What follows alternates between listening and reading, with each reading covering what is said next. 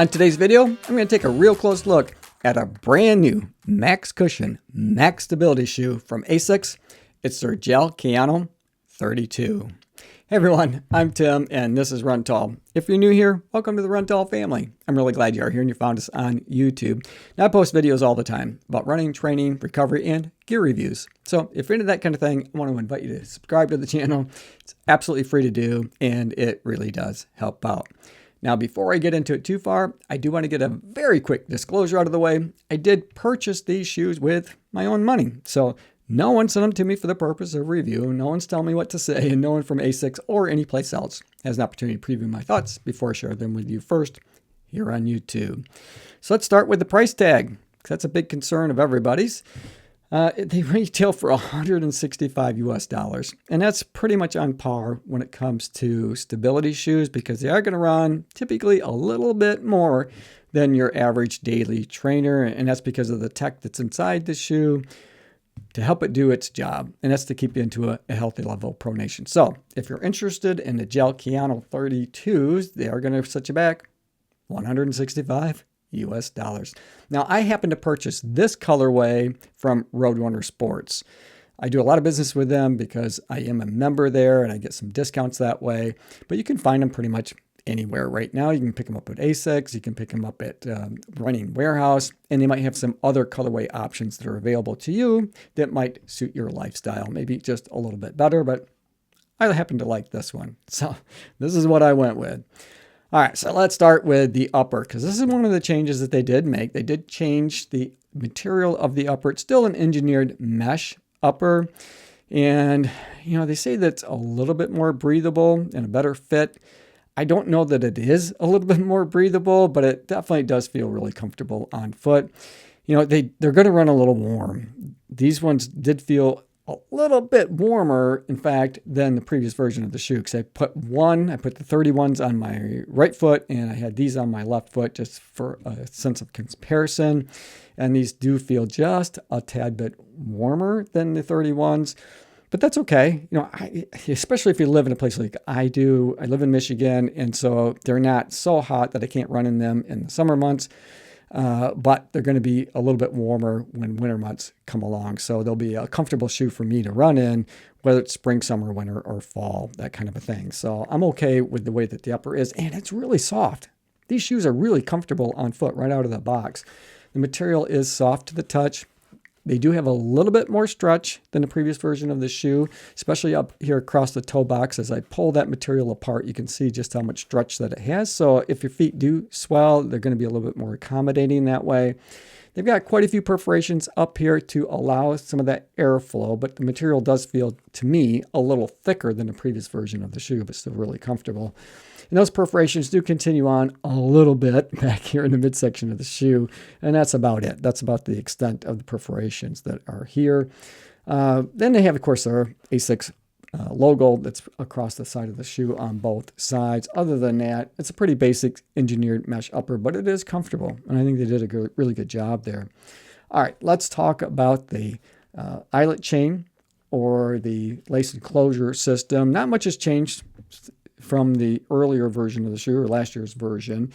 It still does a really, really good job. Now, my feet don't typically take up a lot of volume in shoes, so I can get some puckering up here, especially at the start of that lace enclosure system. For the most part, I found it to be really easy to get locked in and secure, especially across that midfoot section of the shoe. So it's simple, but it does the job. There's nothing crazy going on here. They do have that extra eyelet in case you want to run with a runner's knot, and I typically do like to do that. The laces are kind of like the laces from the previous version and 31s. To me, they feel a little bit cheap. I think, ASICS might have been able to do a little bit better job there. $165 for a pair of shoes. I would like to see a slightly more premium lace maybe that's there, but that's probably a small gripe on my part. The tongue does offer some padding up, especially towards the top of the shoe. And I never felt like when I was really cinching these down, like I was getting any kind of pressure across the top of my foot. So that padding does a really nice job that's there, and it's on both sides. And the tongue is also gusseted on each side as well, so it's not going to go anywhere. But In spite of that, or I guess in addition to that, they do have a pass-through that run your laces through to also help keep that tongue up and out of the way. So it makes it a little bit easier to get them on, and that tongue's not going to migrate around when you're running. So nice job, ASICS. They didn't really make any changes there, but they didn't really need to, other than maybe the pass-through's a little different and the gussets are slightly different. But we're really talking some small, small tweaks that they made there. Lots of padding up around the heel collar of the shoe. I often call this like this pillow style because it's almost like pillows that are up around the collar of the shoe, but it creates a really nice heel pocket for your heel to set in. Really comfortable, especially like on my Achilles. That felt really, really good. No issues at all with the comfort and the amount of padding that's here. And again, this is a cruiser. This is a shoe that you're not going to be this is not going to be a shoe that you're necessarily going to set a PR in on race day. If you're going to take these out on a marathon, they'll definitely go the distance and keep you comfortable. But they're a slower shoe for me to run in, as was the previous version of the shoe. But they do the job that they're intended to do, and that's, I guess, what's most important. Super comfortable out on those long cruiser days or even the short runs. Regardless, you're going to be comfortable wearing this shoe. I'm going to put it up on my shoulder and kind of give it that pinch test. I do like to do this, see how much material is back here in the heel counter, and there is a ton. And that's just one of the stability features, is they have all of that material that's back here, so your heel's not going to be moving around at all. I do like the pull tab back here, and they also have, kind of this area that you can use as a pull tab up here on the tongue as well, that pass through. But this is functional, and I do find myself using it. Not all pull tabs on daily trainers especially are functional, but this one definitely is, and I'm glad that it's there. Let's talk about the midsole, because this is one of the other changes that they made. Now, what they did is they kept the 40 millimeter stack height in the heel, but they went to a 32 mil up here in the forefoot of the shoe. In other words, they added 2 millimeters of foam in the forefoot, so you got an 8 millimeter drop instead of a 10 millimeter drop. They're still using the Flight Foam Blast Plus material, and they still have the pure gel that's in the heel and the 4D guidance system to keep you in that healthy level of pronation. And that 4D guidance system really does work well. What happens is you pretty much just kind of sink in, and then so your foot feels, to me, like it's wrapped in foam. So when you strike the ground and you're moving through your gait, your foot is going to be kept into that healthy level of pronation.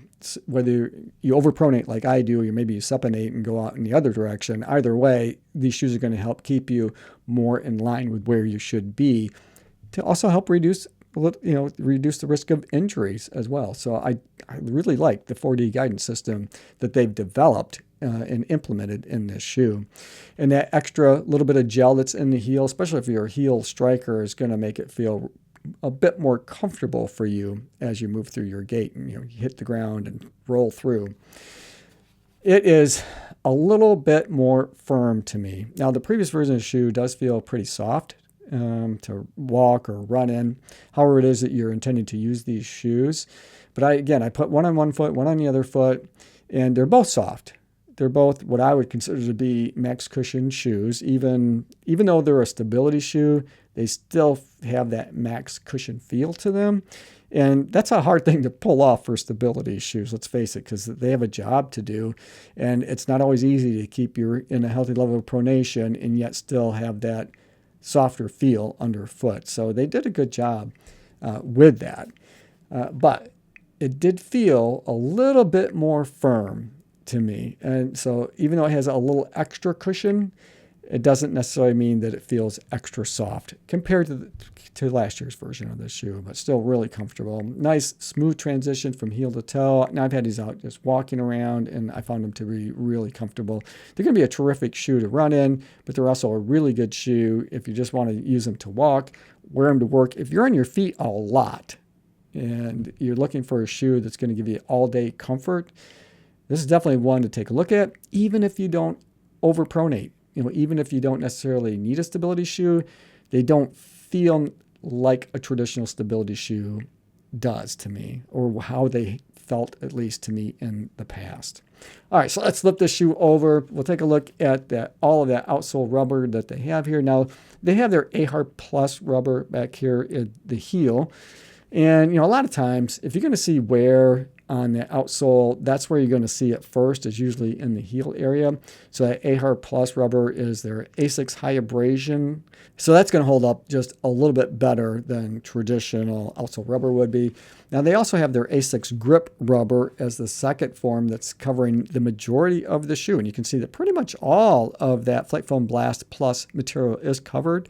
And with just a little bit of an exception here, but for the most part, it's covered and it's going to provide you some durability. I like the changes that they made. Is it worth picking up a new pair if your old pair is still in good shape? Maybe not. Maybe not. They do feel really comfortable to me, and I like the fact that they didn't try to go too crazy with the changes that they made, but rather to make a really good shoe just a little bit better. So I'm excited to put a lot of miles on in these, and I see myself putting more miles in these than I did the previous version of the shoe because they feel really comfortable. And I like that 8mm offset. I like the fact that they have an extra 2mm up in the forefoot of this shoe because I'm a mid to forefoot foot striker. So it just gives me a little bit more protection, whether I'm running or whether I'm walking. All right, that is it for today's video. Thanks for making it to the end. I hope you enjoyed it. I definitely enjoyed making it for you. As always, run tall, run strong, be kind to one another. Thanks for watching, and I'll see you in the next one right here on Run Tall with Corey.